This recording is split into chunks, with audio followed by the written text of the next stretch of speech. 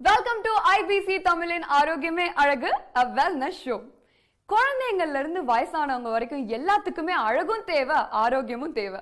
அதை பூர்த்தி பண்றதுக்கான ஷோ தான் இது. வாங்க ஷோக்கு போலாம்.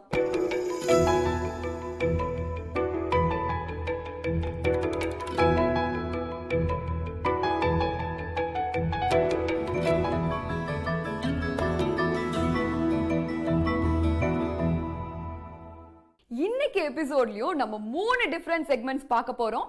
Health, fitness and beauty. இதுல ஃபர்ஸ்டா பார்க்க போற செக்மெண்ட் என்னன்னு பாத்தீங்கன்னா ஹெல்த் செக்மெண்ட்.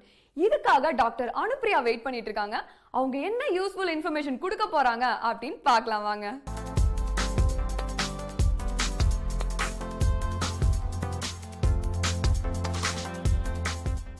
ஐபிசி தமிழ் நேயர்களுக்கு வணக்கம்.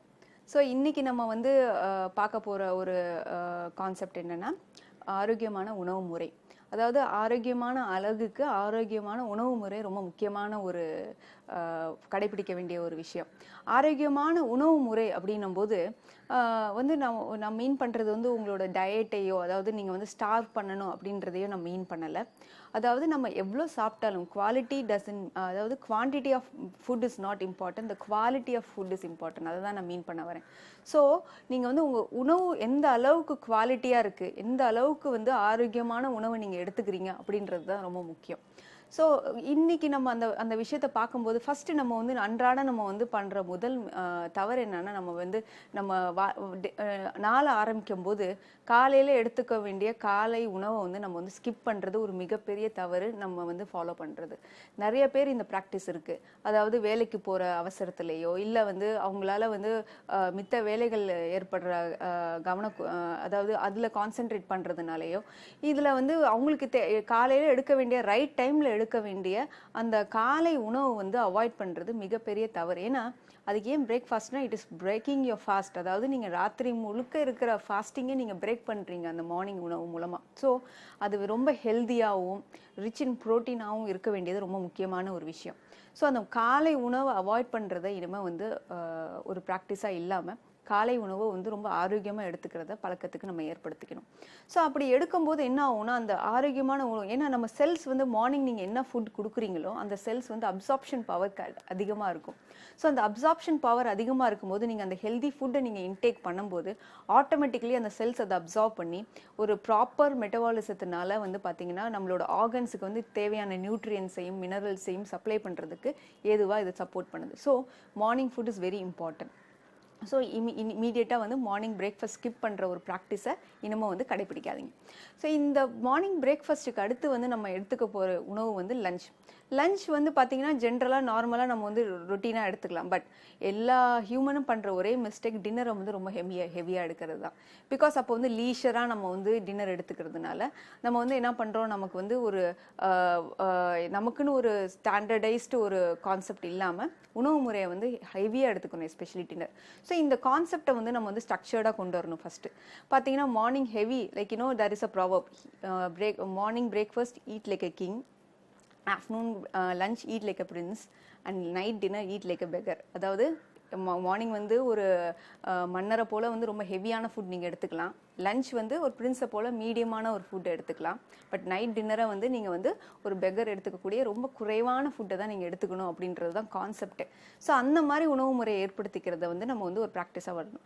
ஸோ இதில் வந்து ஸ்டாவிங் கூடாதுன்னு நான் சொல்லிட்டேன். ஸோ அந்த ஆரோக்கியமான உணவு முறையில் என்ன முக்கியமான விஷயம் அப்படின்னு பார்த்தீங்கன்னா, நம்ம வாழ்க்கையில் வந்து ப்ராசஸ்ட் ஃபுட் அதிகமான ஒரு பார்ட் எடுத்துக்குது. அதாவது நம்ம வந்து ரொம்ப அதிகமான ஒரு ப்ராசஸ்டு ஃபுட்டு வந்து உட்கொள்றதை வந்து ஒரு ப்ராக்டிஸாக ஏற்படுத்தியிருக்கோம்.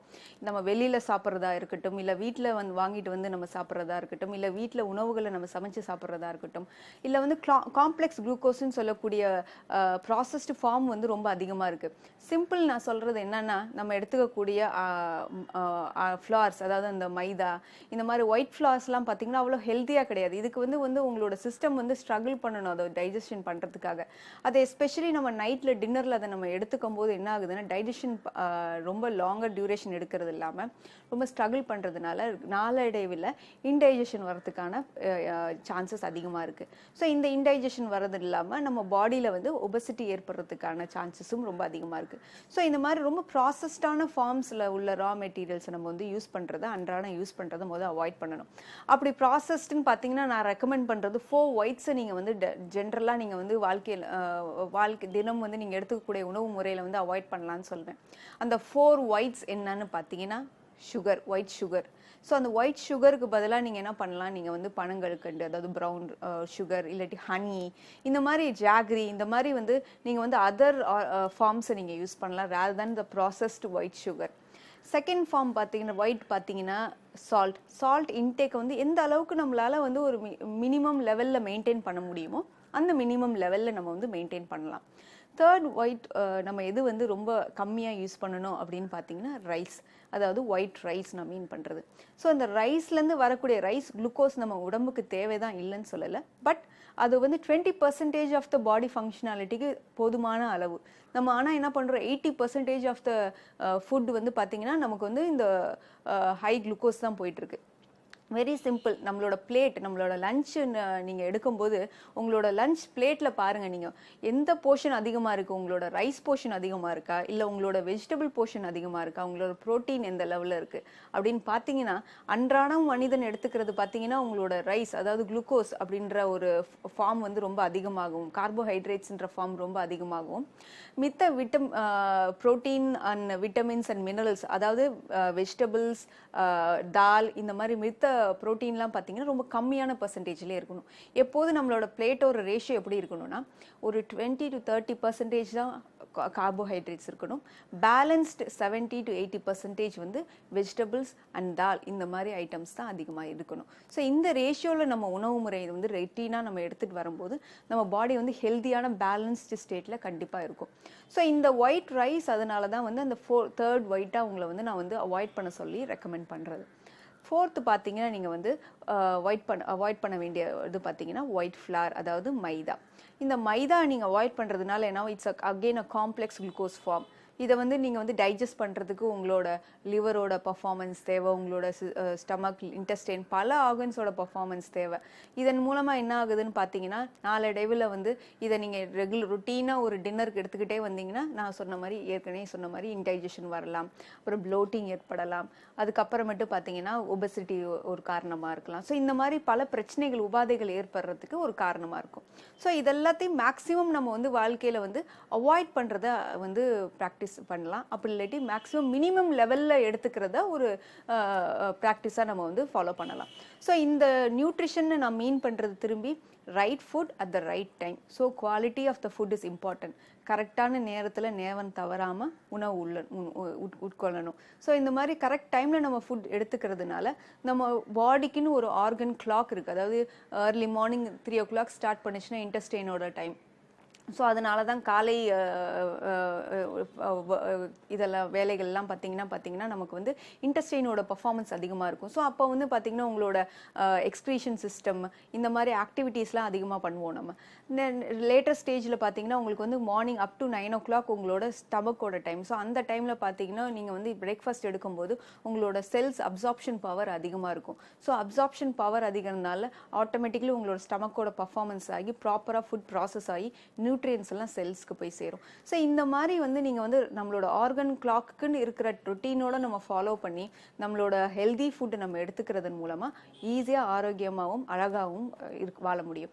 ஸோ இன்னொரு விஷயம் இம்பார்ட்டண்டான ஆஸ்பெக்ட் என்னன்னா, நம்ம ஆரோக்கியமாக இருக்கிறதுக்கு அழகாகவும் இருக்கிறதுக்கு எக்ஸ்டர்னல் மட்டும் முக்கியம் கிடையாது, இன்டர்னல் எவ்வளோ ஆரோக்கியமான உணவு எடுத்துக்கிறோம் அப்படின்றது ரொம்ப முக்கியம். Very simple. ஸோ பெண்கள் எஸ்பெஷலி பார்த்தீங்கன்னா நீங்கள் வந்து ஏஜிங் ப்ராசஸ் வந்து ஸ்லோ டவுன் ஆகணும் அப்படின்னு விரும்புகிறவங்க ஆரோக்கியமான உணவை எடுத்துக்கிட்டிங்கனாலே ஆட்டோமேட்டிக்காக உங்களோட ஏஜிங் ப்ராசஸ் வந்து ஸ்லோ டவுன் ஆகும். இந்த ரிங்கிள்ஸ், ஃபைன் லைன்ஸ்லாம் வராமல் நீங்கள் வந்து தற்காத்துக்க முடியும். ஸோ ஆரோக்கியமான உணவு வந்து எந்த அளவுக்கு நம்ம வந்து வாழ்க்கை முறையில் முக்கியம் அப்படின்றத இன்றைக்கி நம்ம பார்த்தோம். இதே மாதிரி வேற ஒரு வாழ்க்கை முறையோட அடுத்த வாரம் உங்களை மீட் பண்ணுறேன். நன்றி, வணக்கம்.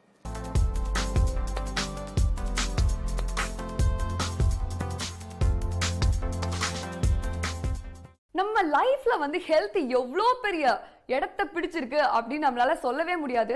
ஏன்னா நம்ம வாழ்ற வாழ்க்கை டெய்லி ஆரோக்கியமா பாத்துக்கணும். இந்த செக்மெண்ட் இதோட முடியுது. அடுத்த செக்மெண்ட் அதை பார்க்கிறதுக்கு முன்னாடி ஒரு சின்ன பிரேக்.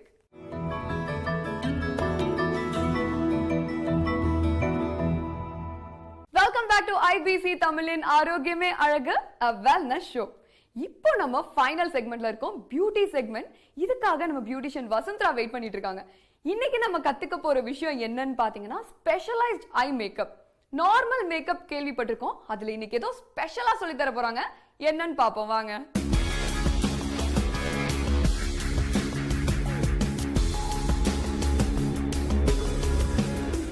ஐபிசி தமிழ் நேயர்களுக்கு இனிய வணக்கம். ஆரோக்கியமே அழகு நிகழ்ச்சியில் பியூட்டி செக்மெண்ட்டில் உங்கள் எல்லாரையும் சந்திக்கிறது ரொம்ப மகிழ்ச்சி. இந்த நிகழ்ச்சியில் நம்ம பார்க்க போகிறது கண் கருவளையத்துக்கான சிகிச்சை. எல்லாருமே வீட்டில் என்ன செய்யலாம் அப்படின்னு கேட்பாங்க. வீட்டில் செய்யக்கூடிய மாதிரி நம்ம வந்து கத்தாழை யூஸ் பண்ணி கண் கருவளையத்தை சரி பண்ணலாம். அதை எப்படி செய்ய போகிறோம் அப்படின்றத பாருங்கள்.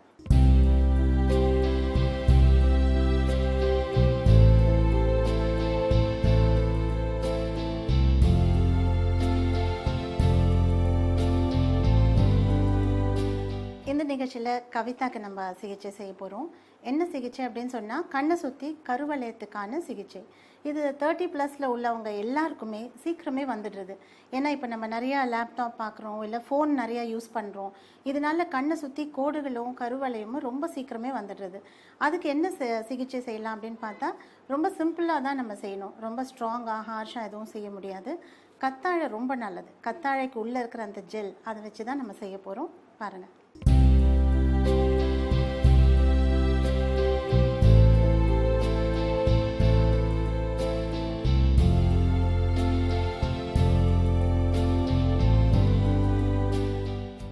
நம்ம டெய்லியே நம்மளுடைய கண்களை சுற்றி உள்ள இந்த பகுதியை நல்லா துடைக்கலாம். நார்மலாக நம்ம அவசரமாக குளிச்சுட்டு ஓடி வந்துடுறோம். ஜஸ்ட் 2 பீஸ் ஆஃப் காட்டனை நல்லா தூய்மையான தண்ணியில் டிப் பண்ணிக்கலாம். மினரல் வாட்டர் கூட நீங்கள் எடுத்துக்கலாம். மினரல் வாட்டர் எடுத்து கண்ணுடைய அடிப்பகுதி, கண்ணுடைய மேல் பகுதி எல்லாமே காலையில் ஒரு முறை எழுந்த உடனே செய்யலாம். அதே மாதிரி நம்ம நைட்டில் படுக்க போகிறதுக்கு முன்னாடி செய்யலாம். இது மாதிரி செய்கிறதுனால ஏதாவது எக்ஸ்ட்ரா காஜல் இல்லைன்னா மேக்கப் எல்லாம் இருந்தால் கூட வந்துடும். கண்கள்லேருந்து வெளியில் வர கசிவுகள் கூட நம்ம கம்ப்ளீட்டாக எடுக்க முடியும். இப்போ மெயினாக நம்ம என்ன செய்ய போகிறோம் அப்படின்னு சொன்னால் கத்தாழை ஜெல்லி தான் யூஸ் பண்ண போகிறோம். கத்தாழை ஜெல்லியை ஃபஸ்ட்டு கண் மேலே இந்த ஃபோர்ஹெட் ஏரியாவில் யூஸ் பண்ணுறேன். இதை நீங்களும் ட்ரை பண்ணலாம். கண்ணுக்குள்ளே போனால் கூட எதுவுமே ஆகாது, அந்த அளவுக்கு ரொம்ப நல்லது. ஸோ கண்ணை சுற்றி நம்ம இந்த மாதிரி ஒரு மைல்டான மசாஜ் செய்ய போகிறோம். மசாஜ் அப்படின்னு சொல்லும்போது இது கை விரல்களை ரொம்ப அழுத்தாமல் 3வது விரலில் நம்ம செய்கிறது ரொம்ப நல்லது. இதே மாதிரி கண்களை சுற்றி செய்யலாம். கண்களுக்கு மேல் பகுதியில் இந்த மாதிரி லைட்டாக இந்த 3rd ஃபிங்கரால், அதாவது ரிங் ஃபிங்கரால் செய்யலாம். அதே மாதிரி பொட்டு அப்படின்ற இந்த ஓரங்களில் நல்லா ப்ரெஷர் பாயிண்ட் அதை நல்லா ப்ரெஸ் பண்ணலாம். நம்ம ஐப்ரோஸை பிஞ்ச் பண்ணலாம். ஐப்ரோஸை பிஞ்ச் பண்ணால் நல்ல ரத்த ஓட்டம் அந்த இடத்துக்கு வரும். அதனால் அங்கே ஏற்பட்டிருக்கிற அந்த சோர்வு எல்லாமே குறையும்.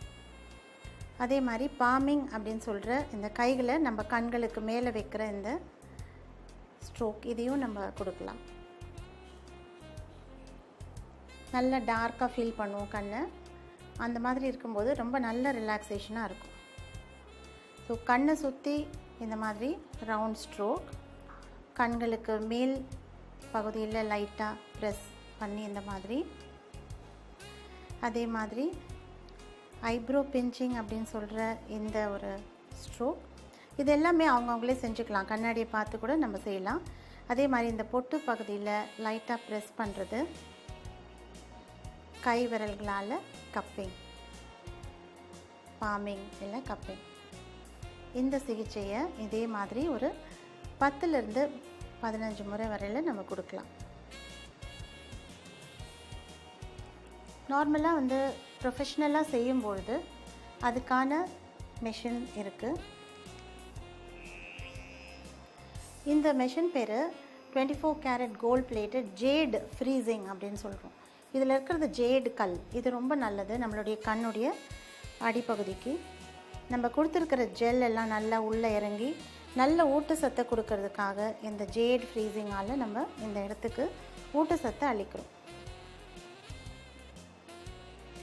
கருமையை சீக்கிரமாக குறைக்கக்கூடியது இந்த ஒரு கருவி. சீரம் யூஸ் பண்ணலாம். இதுக்கான பிரத்யேகமான விட்டமின் சி சீரம்லாம் கிடைக்குது, அந்த மாதிரி யூஸ் பண்ணலாம். இல்லைன்னா கத்தாழை ஜெல் எல்லாருக்கும் ஈஸியாக கிடைக்கக்கூடியது. நீங்கள் கத்தாழை வாங்கினீங்கன்னா, மார்க்கெட்டில் வாங்கினீங்கன்னா அது தண்ணியில் போட்டு அது மேலே இருக்கிற அந்த வெள்ளையாக இருக்கிற சப்ஸ்டன்ஸை எடுத்ததுக்கப்புறம் யூஸ் பண்ணுறது நல்லது. ரொம்ப ரிலாக்ஸ்டாக ஃபீல் பண்ணுவாங்க. நல்ல தூக்கம் வரும். தூக்கம் வராதவங்களுக்கு கூட நல்லா தூக்கம் வரும்.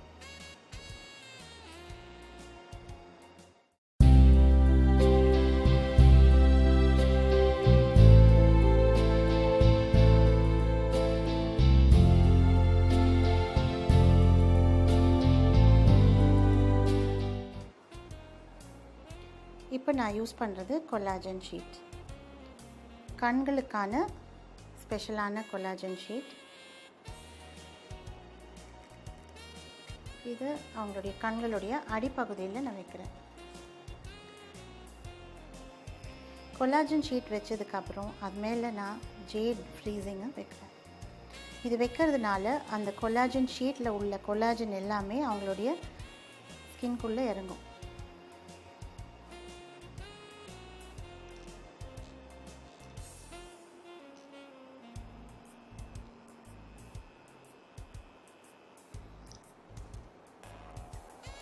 இதே மாதிரி சில பேருக்கு கண்ணுடைய மேல் பகுதியிலையும் ரொம்ப டார்க்காக இருக்கும். அப்போ அதே கொலாஜன் ஷீட்டை நம்ம கண்களுக்கு மேல் பகுதியில் வைக்கிறோம். லேசாக இந்த ஜேட் ஃப்ரீசிங்கை இந்த கண்களுடைய மேல் பகுதிக்கும் கொடுக்குறோம். சில பேருக்கு கண் மேலே ரொம்ப கருப்பாக இருக்கும், கோடுகள் அதிகமாக இருக்கும், கிரேப்பி ஐலிட்ஸ் அப்படின்னு சொல்லுவோம். அந்த மாதிரி உள்ளவங்களுக்கு இந்த சிகிச்சை ரொம்ப நல்லாயிருக்கும். 5 நிமிஷம் அப்படியே நம்ம விட்டுடலாம். கண்களுக்கு மேலே இப்போ நான் யூஸ் பண்ணுறது கண்களுக்கான ஒரு பீல் ஆஃப் மாஸ்க். ஆல்ரெடி நம்ம முன்னாடி கொலாஜன் கொடுத்துருக்கோம், அது மேலேயே நான் இதையும் யூஸ் பண்ணுறேன்.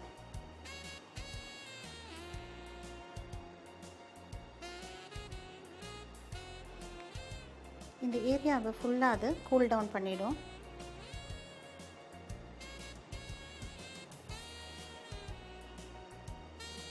கொஞ்ச நேரம் அப்படியே விட போதும்.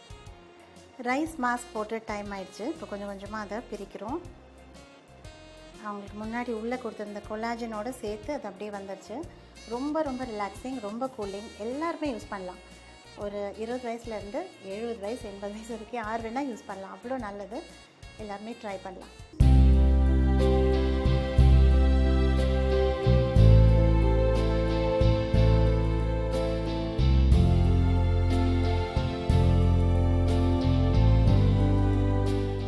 இந்த நிகழ்ச்சியோடைய ஆரம்பத்தில் கவிதாவோட ஃபேஸ் நம்ம பார்த்துருந்தோம். கண் அடியில் கொஞ்சம் டார்க்காக இருந்தது, 2 கண்லேயுமே கொஞ்சம் டார்க்காக இருந்தது, கொஞ்சம் கோடுகள் இருந்தது. இப்போ பார்க்கும்போது அது எங்கே போச்சுன்னே தெரியல. அவ்வளோ சீக்கிரம் அவங்களுடைய கண் கருவளையம் சீக்கிரமாக சரியாயிருக்கு. இதே மாதிரியான சிகிச்சையை நீங்களும் ட்ரை பண்ணுங்கள்.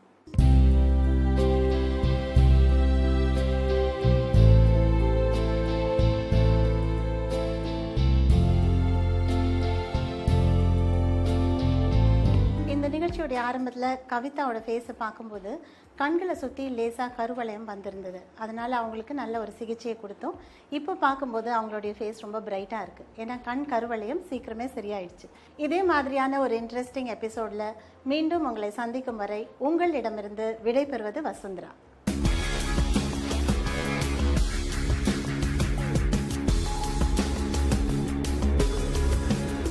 ரொம்ப சூப்பரா எப்படி வந்து நம்ம ஐஸை வந்து ஸ்பெஷலா காமிக்கிறது அப்படின்னு இன்னைக்கு பியூட்டிஷியன் வசுந்தரா சொல்லி கொடுத்துட்டாங்க.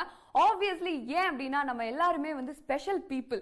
ஸோ நார்மல் ஐ மேக்கப்புக்கும் ஸ்பெஷல் ஐ மேக்கப்புக்கும் என்ன டிஃப்ரென்ஸ், எப்படி ஸ்பெஷலா காமிக்கிறதுன்னு ரொம்ப அழகா சொல்லி கொடுத்துருக்காங்க. நீங்களும் இதை வீட்டில் ட்ரை பண்ணி எல்லாரையும் அசத்துங்க. இந்த செக்மெண்டோட இன்னைக்கு எபிசோட் ரொம்ப அழகா முடியுது. நாளைக்கும் 3 டிஃப்ரெண்ட் இன்ஃபர்மேஷன்ஸோட நான் உங்களை வந்து சந்திக்கிறேன். Until then, it's me saying bye, VJ Aishu. இது IBC தமிழின் ஆரோக்கியமே அழகு, a wellness show.